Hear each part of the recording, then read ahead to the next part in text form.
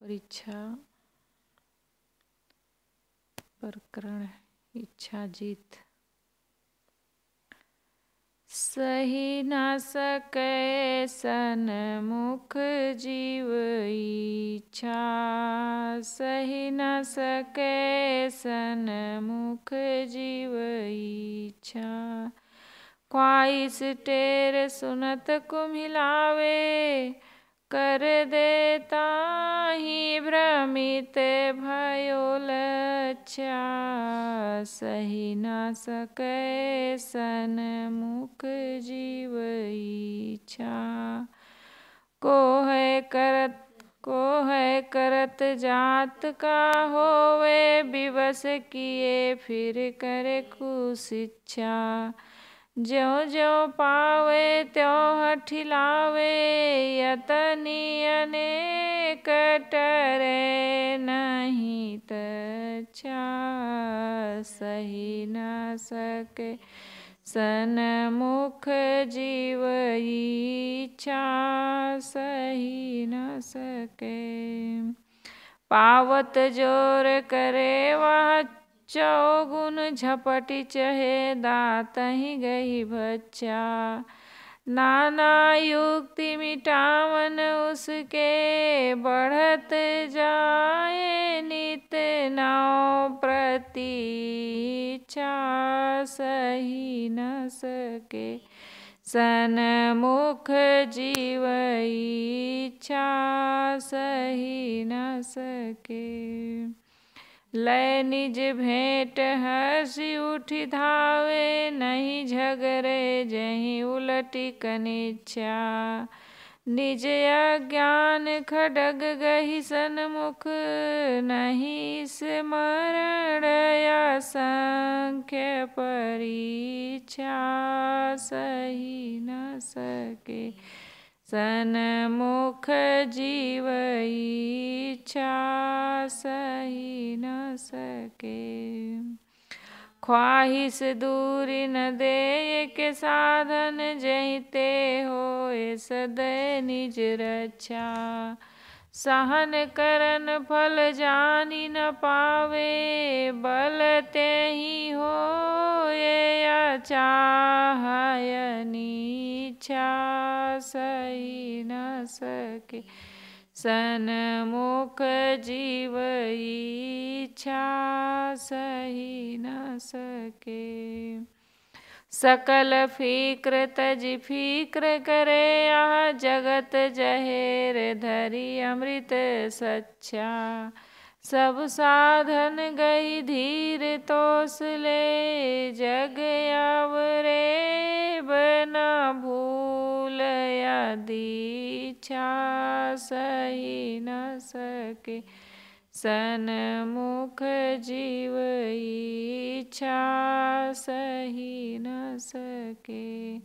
कष्ट अनंत सहत नहीं बिन से, कसना वीर बरिहनि भ्रम इच्छा। कहे कबीर जो रण नहीं पछरे, होए मोक्ष सोई जीत जगेच्छा। सही न सके सन्मुख जीव इच्छा, सही न सके। साहेब कह रहे हैं कि सामने उठी हुई इच्छा को जीव सहन नहीं कर पाता। इच्छा उठते ही उससे व्याकुल होकर उसकी तृप्ति के लिए दौड़ने लगता है। विषय कामना रूप पुकार की सुनते ही जीव शक्तिहीन एवं दुखी हो जाता है। पुनः कामना की मांग के अनुसार भोग विषय रूप दंड देता है। भोग रूप लगान देते ही जीव की दृष्टि भ्रमित हो जाती है। विषयासक्ति प्रबल होकर विवशता से उसे सत्य का ठीक ठीक ज्ञान नहीं रहता। जब जीव की दृष्टि भोग से भ्रमित हो गई तो मैं कौन हूँ और क्या करने जा रहा हूँ, इन दुर्विषयों का फल अंत में क्या निकलेगा, इन सब बातों का विचार न रहकर केवल सन्मुख इच्छा ही जीव को जकड़कर परवश कर देती है। पुनः यह इच्छा जीव को खोटे आचरण करने की सलाह देती है। जीव इच्छा को ज्यों ज्यों भोग देता है त्यों त्यों वह तृप्त न होकर और भी अधिक भोग भोगने का हठ करती है। ये इच्छा सर्पिणी के समान प्रबल विस्तार है, जिसके फुफकार रूप स्मरण मात्र से जीव की शुद्ध बुद्ध भूल जाती है। पुनः जीव द्वारा अनेक यत्न सहित भांति भांति मन भावन भोग देने पर भी यह सर्पिणी नहीं हटती। कौन सी सर्पिणी है तनु?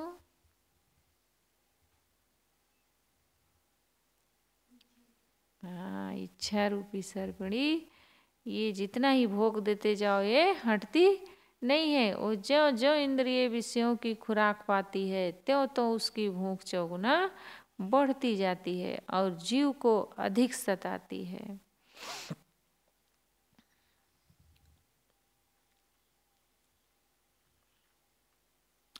ये जीव के दिए हुए त्रिलोक भोगों से न छक्कर दाता जीव ही को झपट कर भक्षण करना चाहती है।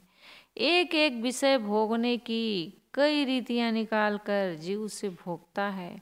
जैसे सुनने के लिए कई प्रकार के बाजे गाने सुन, स्वर धुन आदि, स्वाद के लिए अनेक प्रकार के व्यंजन, देखने के लिए बहुत तरह से सजावट, सुंदरता और मन अनुरूपित कई भेद से स्त्री स्पर्श आदि भोग करके अनेक विधानों से उस इच्छा भोग को जीव मिटाना चाहता है, परंतु वह नित नई बलवती होती जाती है। अंत में जीव इस इच्छा से अति व्याकुल होकर स्वयं ही निछावर होने के लिए इच्छा के पीछे दौड़ता है। वह अपने सुख दुख हानि लाभ परिश्रम आदि कष्टों की परवाह न करके उसकी पूर्ति करने में तत्पर हो जाता है, जिससे कि ये आई हुई दुष्ट इच्छा पुनः मुझसे रार न ठाने अर्थात तृप्त हो जाए और फिर मेरे सामने न आवे। इस प्रकार ये जीव अपनी भूल से अज्ञान की तलवार लेकर अपने ऊपर चलाकर अपने ही का हनन करके दुखी हो रहा है। क्या कह रहे हैं साहब कि ये जीव ये नहीं सोचता है कि हम जितना ही भोगों को भोगते जाएंगे ये उतना ही मेरे लिए कष्टदायी होगी, यानी और बढ़ती जाएगी, ऐसा नहीं सोचता है। वो क्या सोचता है, भोगों को जितना भोगेंगे उतना हमें तृप्ति मिलेगी।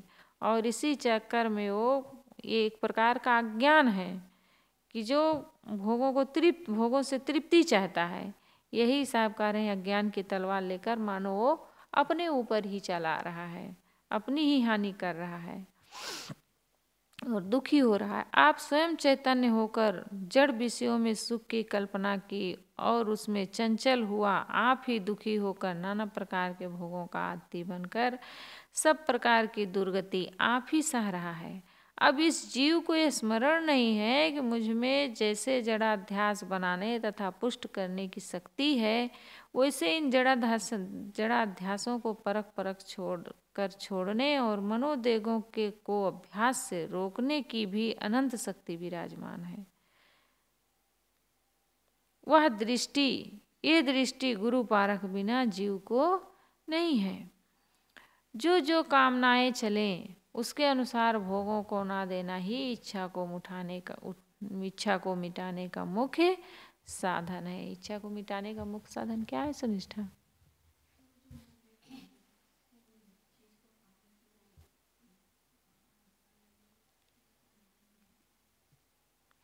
जो कामनाएं चले उसके अनुसार भोगों को न देना इच्छा को मिटाने का मुख्य साधन है। इसी बात से सब जीवों की सर्वदा रक्षा भलाई और कल्याण की सिद्धि होगी।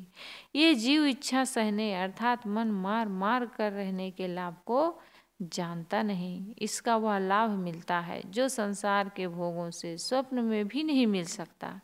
इच्छा वेग सहने से अनिच्छा अचाह का बल पुष्ट होता है। उस बल से बिना भोग प्रयत्न ही नित्य संतुष्टि और नित्य तृप्ति अमृत स्थिति होती है। उस शक्ति के आगे त्रिलोक की भोग संपत्ति तृण के समान त्याज्य हो जाती है। फिर जीव कभी इच्छा रूप वायु में नहीं उड़ सकता। अतः जगत भोगों की सकल कल्पना छोड़कर केवल यही फिक्र करना चाहिए कि इच्छाएं सहन हो जाएं। एक बार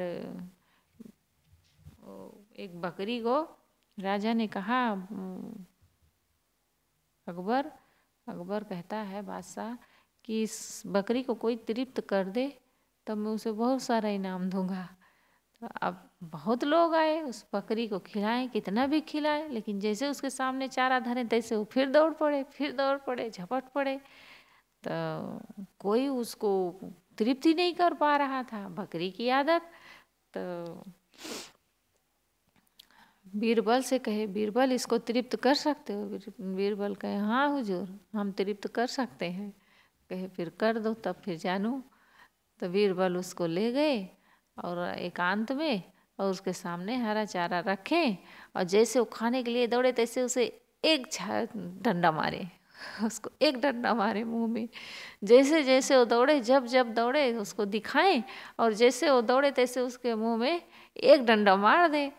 तो मारते मारते जब चोट लगी उसको तो डर गई कि अब जितनी बार खाने जाती हूँ उतनी बार तो ये मारता है।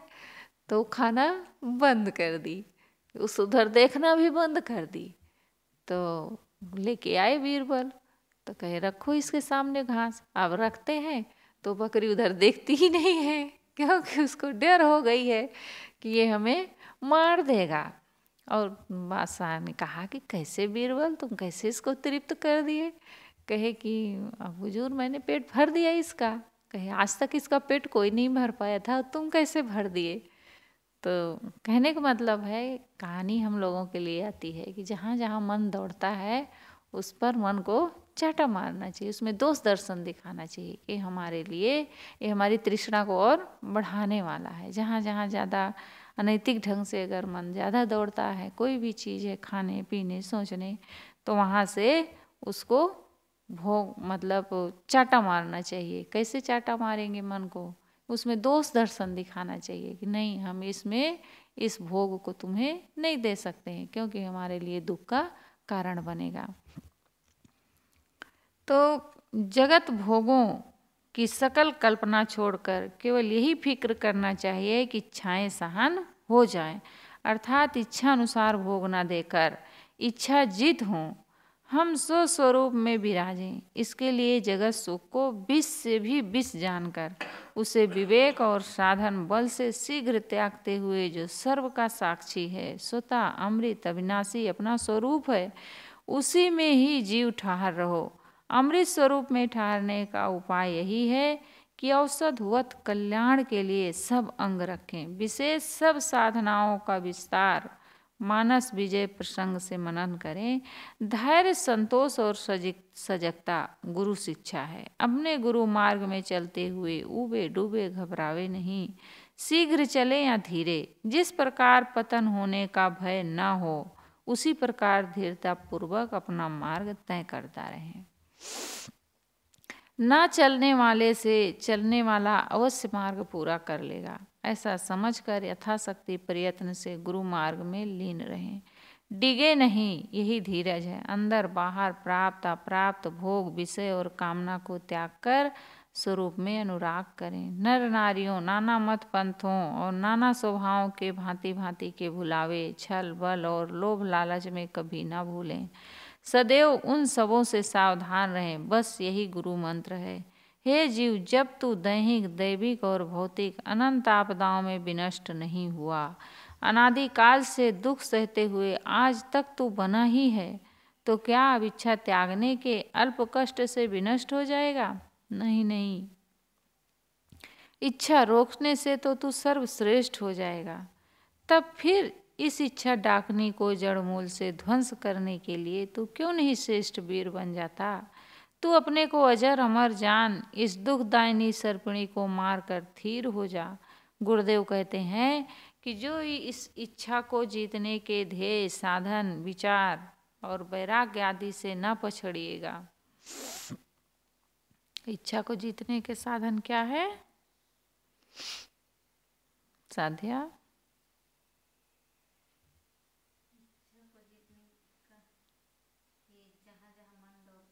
अरे अभी क्या बताई हूँ मैं तुरंत।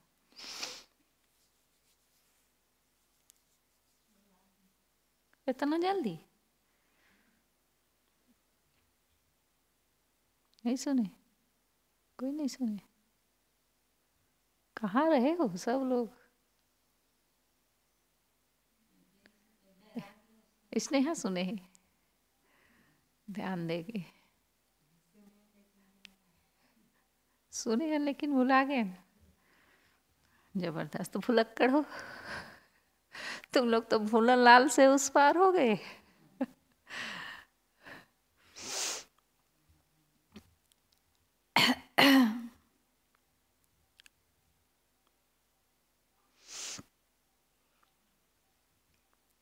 इच्छा को जीतने के साधन विचार और वैराग्य है। इस विचार और वैराग्य से कभी ना पछड़िएगा। इन साथियों को लेते हुए निरंतर मानस संग्राम में जुटा रहेगा। जो काम क्रोध वैरियों को मारने की कोशिश में लगा रहेगा, वह अवश्य एक न एक दिन मनोमय जगत का ध्वंस कर मोक्ष में विराजेगा। नियम यह है कि रण क्षेत्र से न भागें। परमार्थ निश्चय, परमार्थ साधन और परमार्थिक सत्संग न छूटे, बल्कि दिनों दिन बढ़ता जाए। बस मानस विजय ही जानिए। थोड़ा परिश्रम करके देख ही लीजिए। जब एकाग्रता से एक ही जन्म के परिश्रम से सब दुखों का अंत हो रहा है, तब कौन बहुत परिश्रम है? आपत्ति, विघ्न, प्रलोभन, व्यसनों के आकर्षण, काम क्रोध आदि विकार शत्रुओं से जीव ग्रसित है। इन्हें अपनी सत्ता ना देने में सावधानी प्राप्त कर लेना। एक रस विवेक वैराग में शक्तिवान होना है। सो नर देह में दृष्टि देते ही सहज ही दृढ़ हो जाएगा। सो भोगे बिनु इच्छा पूरी, सो भोगे बिनु इच्छा पूरी होए, सो भोगे बिनु इच्छा पूरी होए। नहीं देखे नहीं सुने कबो, जेहि का दुख नहीं होए। जेहि रस लहे न सपरस जेहि का, तेहि बिनु नहीं दुख कोय। जो न सुगंध न सूंघे कबहू, तेहि की चाह न लोए। शब्द स्पर्श रूप रस गंधो, विषय पांच मिल सोए। तेहि के अंदर जीव सब भर में, बिना प्रयोजन रोए। जेहि की आदत जहिमा होइगा, होई गए, तेहि बिनु दुखिया सोए। ताई विचारो प्रथम कहे जो, निज स्वरूप लखि सोए। सतपुरुषन की बानी देखो, सदग्रंथन हित जोय। दय अवलंबन मन का देओ, चित स्थिर तहाँ होए। कर परवलता आदत इसमें, यही आसक्ति होए। तब मन में कछ समुझ विचारो, सुख नाम कहीं कोय। लहे वीरता हटता धारण, असत्य धार से जोय। तबहि जान कछु यही को पाओ, नहीं तो दुस्तर होए। सब सुकृत फल उदय होए, तब साधु संग जब होए। तबहि जीव यह जान सकत है, गुरु यथारथ होए। और जीव नहीं जाने कबहू, बंध दृष्ट जहीं जोए। सुख भोगों को भोग कर नहीं, बल्कि भोगों को त्याग कर इच्छा पूर्ण होती है। भोगों को भोग कर नहीं, बल्कि भोगों को त्याग कर इच्छा पूर्ण होती है। जिस रूप को देखा नहीं गया और जिस विषय को सुना नहीं गया, उसका संस्कार न टिकने से उसके लिए कोई दुख नहीं सताता। तथा जिस स्वाद और जिस स्पर्श का अनुभव नहीं किया गया, उसके बिना भी दुख नहीं होता। जिस सुगंध को नहीं सूंघा गया, उसकी भी चाहना नहीं सताती। इस प्रकार पांच विषय हैं, वे क्रम से कान, त्वचा, नेत्र, जिह्वा और नाक द्वारा ग्रहण होते हैं। उन पांचों विषयों के बीच ही में सब जीव भूल से चक्कर काट रहे हैं और उनसे कभी तृप्त न होते हुए जड़ाशक्ति बस व्यर्थ ही विषय भावना में रो रहे हैं। अनायास कल्पना करके जिस विषय में जिसने आदत डाल ली है, उसी के बिना वह दुखी रहता है। जैसे सिनेमा प्रेमी सिनेमा देखे बिना बेचैन रहता है, दूसरे को उसके बिना कुछ दुख नहीं। इससे जाना गया कि केवल आदत ही बनाकर सुख मान लिया है। इसी से उस विषय के बिना बेचैनी होती रहती है।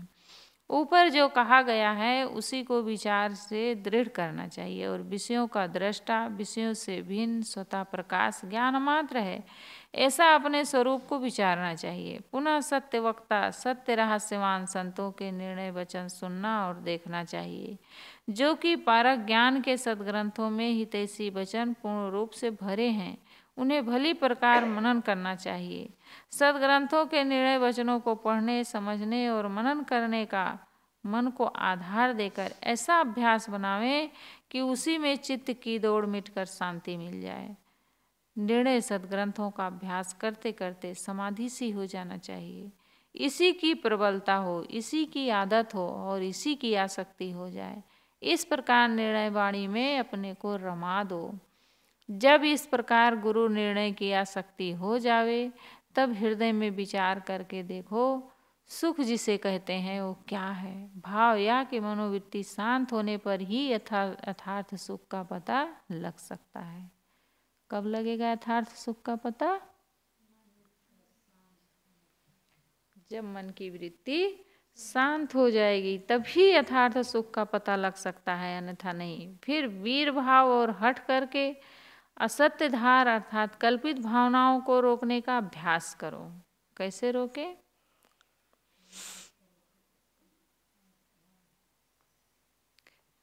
कैसे रोक पाओगी मन की कल्पनाओं को? कैसे साधन बता रहे साहब? वीर भाव और हठता धारण करके। अच्छे काम के लिए हमें हठ धारण करना चाहिए, वीर बनना चाहिए। कमजोर नहीं, कमजोर बनेंगे तब तो फिर हमारी मन की कल्पनाएं भावनाएं हमें बहा ले जाएंगी। हठता धारण करके साहब कह रहे हैं। हठता वीर भाव और हठ करके असत्य धार अर्थात कल्पित भावनाओं को रोकने का अभ्यास करो। यथार्थ बोध सहित वीरता और हठता के बिना मिथ्या मनोमय की आसक्ति नहीं मिट सकती। अतः इंद्रिय जित होने के लिए वीरता और हठता धारण करना प्रधान कार्य है। कई लोग मुझे कहते थे, ओए हट करके बैठ गई हैं, मानती नहीं, जिद कर ली हैं बिल्कुल कि हम अब साधना करेंगे ही तो करेंगे। ये क्या है, ये कोई इसी उम्र में कोई साधना करता है? तो मैं सोचूं इन लोगों को क्यों ऐसे लगता है कि मैं हट की हूँ और जिद की हूँ। अच्छे काम के लिए कौन सी जिद भाई, वो तो अच्छा काम कर रहे हैं, तो जिद हमारे लिए लाभकारी है। तो इन लोगों को क्यों ऐसे लगता है? ऐसे मैं सोचूं मन में, सब यही कहें हट कर ली है, छोड़ना नहीं चाहते। अब समझाने आते थे सब, अब ना समझूं, किसी की बात तो मानने वाली नहीं, तो कहते थे हट कर ली हैं, जिद की हैं अपनी, ऐसे कहते थे। कहो तुम लोग कुछ भी कहो, हमारा हट हमारे लिए वो कल्याणकारी है, तो किसी के कहने से क्या होता है। हाँ, कोई गलत काम के लिए अगर हम हट धारण किए हैं, जिद कर रहे हैं, तो हमारे लिए हानि है उसमें, तो उसको नहीं करना चाहिए अगर कोई समझा रहा तो इंद्रिय जित होने के लिए वीरता और हठता धारण करना ये क्या है? प्रधान कार्य है। जब वीरता हठता द्वारा मन और इंद्रियों को रोकोगे, तभी सुख मिथ्या है ऐसा जान पाओगे। बिना इसके सुख कुछ भी नहीं। ऐसी यथार्थ पारख होना कठिन है। सब सौभाग्य का फल उदय हुआ तब जानिए, जब विचारवान संतों का संग और सेवा करने का सौभाग्य प्राप्त हो, क्योंकि उन्हीं साधु गुरु की दया से जीव को पारक दृष्टि प्राप्त होती है। यथार्थ बोधवान साधु गुरु मिल जाएं और साथ ही पूर्व में बताए हुए उनके सब रहस्यों को ग्रहण करें, तभी सुख मिथ्या अनुभव हो सकता है। पूर्व रहस्य और बोधवान स्वरूप निष्ठ गुरु साधु से विमुख जीव कभी यथार्थ नहीं जान सकते, क्योंकि सुखाध्यास करके उनकी दृष्टि पर आवरण है। आवरण दृष्टि से यथार्थ कैसे सूझेगा? किसका आवरण पड़ा हुआ है? सुखाध्यास का। हमारे मन पर सुखाध्यास का आवरण पड़ा हुआ है। अब उस आवरण को जब तक हम नहीं हटाएंगे, तब तक हमें यथार्थ सुख की परख नहीं हो सकती है। तो साहब इस शब्द में बता रहे हैं कि जिन चीज़ों को हम नहीं देखे सुने हैं, उनका संस्कार हमारे मन में नहीं बनता और फिर उनके लिए हमें कोई दुख भी नहीं होता है। हम जिन जिन चीज़ों को देखे हैं, सुने हैं, सूंघे हैं, खाए हैं, पिए हैं, देखे हैं, उन्हीं उन्हीं का संस्कार हमारे मन में बन जाता है और फिर उन्हीं में हमारा मन दौड़ता रहता है और उनको पाना चाहता है, क्योंकि एक बार उनका रस चख लिया है तो उसकी मन में हमारे विषय इच्छा बन गई है। अब उस इच्छा के लिए मन बार बार दौड़ लगाता रहता है, उसको खाना चाहता है, पाना चाहता है, देखना चाहता है। अब कहीं एक संत थे, कहीं एक जगह सब बैठे थे संत लोग, तो कहे कि आत्मज्ञान की चर्चा वहाँ चल रही थी, वो प्रश्न पूछा जा रहा था। फिर थोड़ी देर बाद क्या चर्चा करने लगे सब संत लोग, अरे लखनऊ गया था तो वहाँ इतना अच्छा हलवा बना था, खाए थे। अरे इलाहाबाद गए थे तो वहाँ इतना अच्छी खीर बनी थी, क्या बताएं, ऐसा खीर तो कभी खाए ही नहीं थे। कहे भैया यही है आत्मज्ञान इनका। क्यों? खा के आए हैं, देख सुन के आए हैं, उसकी इच्छा मन में बनी है। अरे जब जहाँ खाए पिए उसको वहीं छोड़ देना चाहिए। अब उसको मन में टिका के रखे हैं तो उसी की चर्चा अपना कर रहे हैं। तो ऐसे भी लोग होते हैं संत कि अब उनको निरर्थक बातें हैं ना, ये कोई सार्थक बातें थोड़ी है, निरर्थक बातें हैं, उनको करने से कोई लाभ नहीं होने वाला है। अब उसकी इच्छा बन गई है, मन में खा पी लिए हैं, तो फिर से मन होता है कि उन चीज़ों को मैं भोगूं। तो साहब कह रहे हैं जिसको नहीं देखे सुने हैं उसके संस्कार हमारे मन में नहीं बनते हैं। सो भोगे बिनु इच्छा पूरी होए। इच्छा कब पूरी होगी? जब हम भोगों को नहीं भोगेंगे बल्कि उनका त्याग कर देंगे, तब इच्छा हमारी पूर्ण हो जाएगी। बोलिए सद्गुरुदेव की जय।